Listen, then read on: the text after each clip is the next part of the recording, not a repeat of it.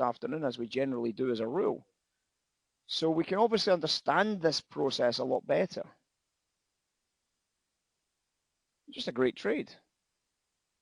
We've also been talking about the idea of fixing your errors, and it got a lot of likes on the tweets. Fixing your errors.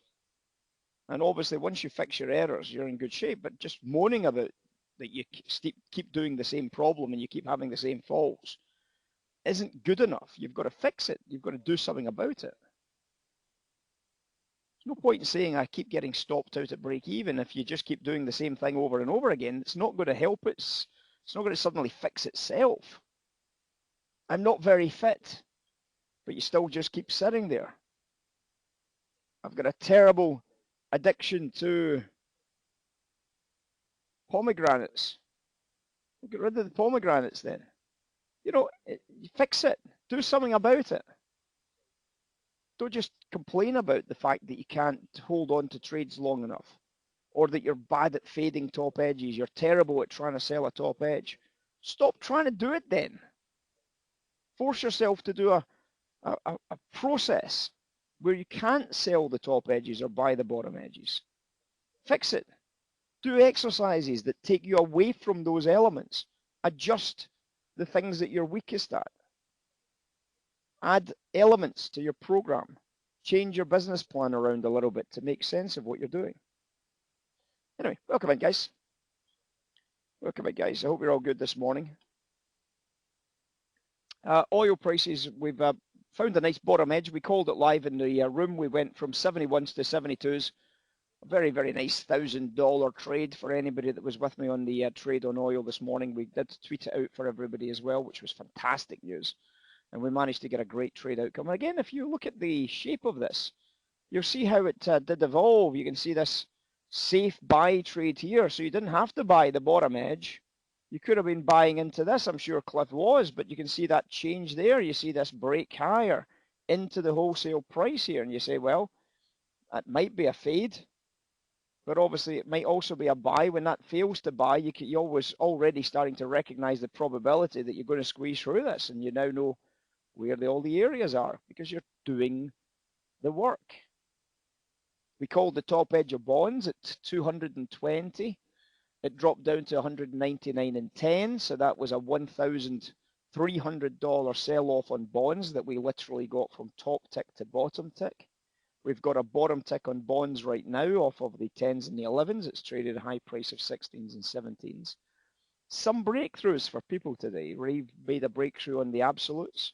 Some of the guys maybe made a breakthrough on this process that we were just talking about trading safe trades instead of trying to fade if you're very, very bad at fading the right time, if it just doesn't work for you.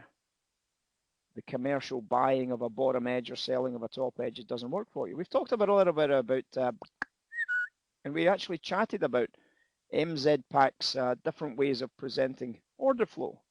We had a chat about that order flow storyline, and we highlighted some of the key elements that can go into an order flow story by not seeing it as a compound curve, but seeing it instead as Goldman shouting sells and buys at each other and trying to figure out what the trade is, what the deal is based on those storylines. And we've obviously highlighted some of those incredible opportunities during the course of this little period. And again, I think it's something that people have looked at and says, wait a second, that's easier for me to read rather than the compound bids and offers, which is obviously the idea that there is consistent bids in the market. It shows as a compound gain. Consistent offers shows as a compound sell in terms of those cumulatives that you get on the bid offer spreads. So it's very much a case of which way suits you better. But it can be very, very easy to spot if you split it up on MZ Pack. It's also available, I think, on Sierra charts, isn't it? That same breakdown of the two lines is available on Sierra charts. So if you haven't got MZ Pack or you haven't got Ninja Trader, I do believe it is exactly the same on Sierra charts to do the same two lines. I might be wrong. I think anybody help me out with that one, you can maybe tell me, or at least tell everybody else. What we're talking about is looking at the bid offer liquidity as two lines. Now, why would we look at it as two lines? Well, it's because when we teach things like supply demand, we always show you supply demand as two lines. It's not a compound. It's not a composite of the two. It's not an average. It's not a netting position of two lines. It's the actual two lines, supply and demand. And this is what we're talking about here. When we're looking at price, and when we're looking at price and it's moving, one of the things that we obviously talk about is this idea of supply and demand. We'll cover this in classroom, by the way, guys. It's not something for us just now, but we'll cover it in classroom. And what we're always expecting to see, and this is the way we always structure our thought processes, in a normal market, that's what should be happening to demand. The demand should be rising as the price falls. Because as price falls, of course, the demand should always be rising. And depending upon how much the demand rises, we would expect to see the price starting to stall. Now, what happens to supply as price falls? We would expect in a normal market scenario for supply to drop, because why would you supply at lower prices? Because it's not got a lot of room to move, has it? You're giving away an awful lot of your money for no reason. So this is a normal situation, but when does this price stop moving? When we see it getting absorbed, when we start seeing block trades or Baltic trades starting to appear, for example, in here. You start seeing those block trades and Baltic trades with a surge in demand. You're thinking to yourself, right, I've got an edge. I've got a change in structure. It's not a change in technical structures. It's a change in the fundamental order book, isn't it? But it's still a change. It's still a structural change, not in price, but in liquidity. So this is a structural liquidity change here.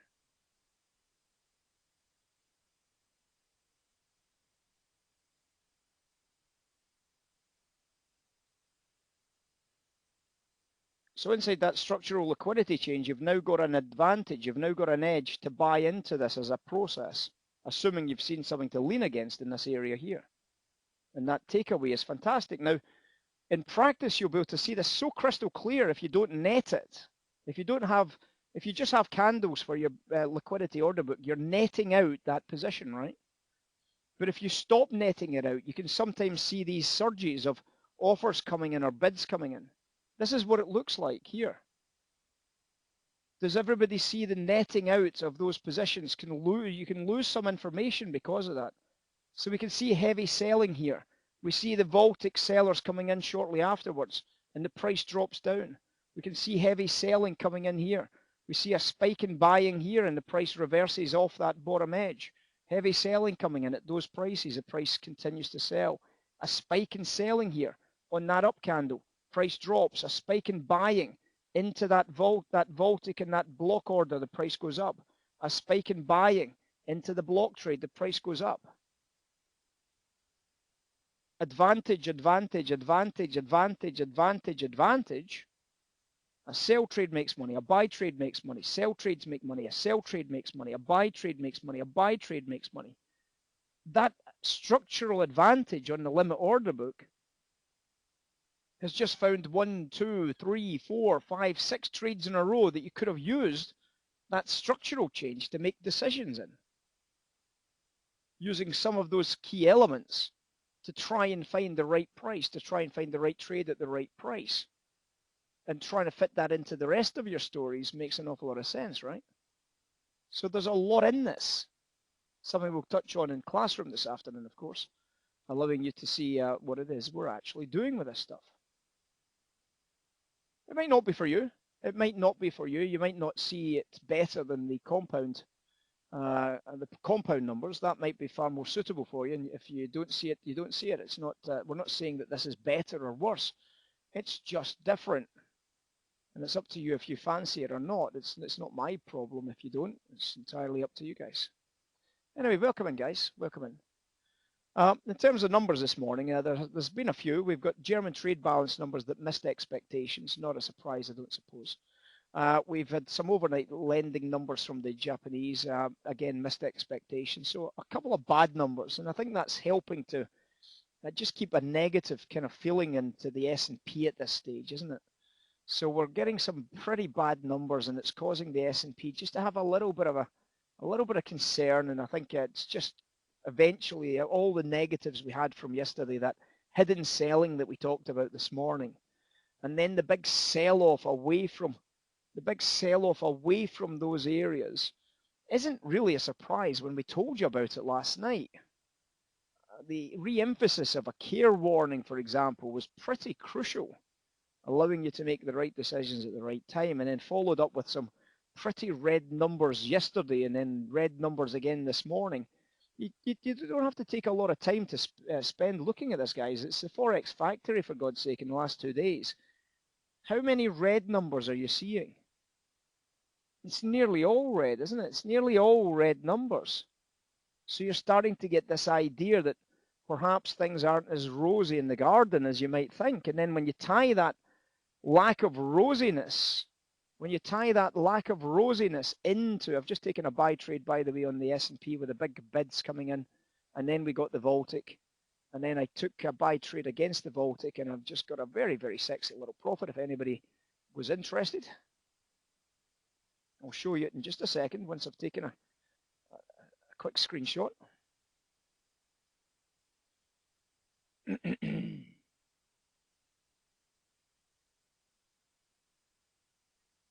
And again, guys, it's just to show you that this is how it works. This is how it really works. Getting those edges. It's all visible for every single one of you. Every single one of you in this room, it's visible for, guys.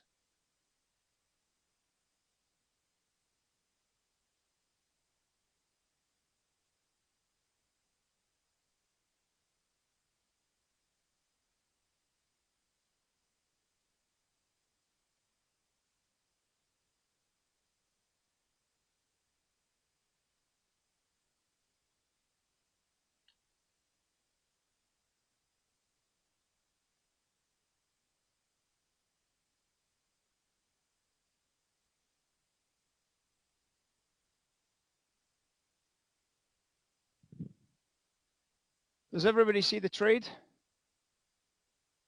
Does everybody see it?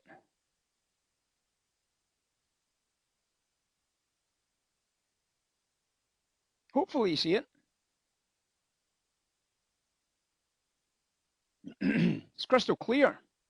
It's not a question mark, guys. It's not a question mark. Massive bids on the limit order book. Well, there they are. There's the bids right there, aren't they? You can see them. So I now know where the bids are. Do you see where my buy order is? So I don't know if that's a spoof. I don't know if that's a spoof, Michael. I don't know if that's somebody coming in to try and spoof buyers into the market to try and encourage them so that they can go short and run the price through. But when I see it dropping through, and then I see the Baltics, and then I see the price coming back out, and the offers haven't really come in that hard, and then when the offers start dropping off, I started to buy into that almost immediately. Almost immediately, I started to buy into that. And that 10 lot has just gone for $3,000. Sorry, I've taken 20, but I took 10 out. I've still got 10 in, and 10 contracts now is $3,300, guys. $3,300. Every time we do a trade, it always makes money, surprisingly enough. Look at that, guys. Look at how easy it is to do that bit of business. Crazy, right? Crazy. It's not because the market's gone bid. That's a good thing. It's the fact that when we then went into that liquidity and then we started to see buying activity coming away from that, then I just had to join in. I'm not fading the bottom edge. I'm not trying to fade the bottom edge. I'm just trying to capture the best of the trade once I know exactly what it is. I'm not guessing about this being a buy trade. I'm waiting for it to be a buy trade. And then I'm just executing against that to make a lot of money. Crazy easy, isn't it? Every time we do a trade, guys, it makes money. Every time. You can't say otherwise because you keep seeing them. You keep seeing them. You keep seeing what we're doing. You keep hearing what we're talking about. And then the very next time you see that trade, it sets up and it goes. It's beautiful.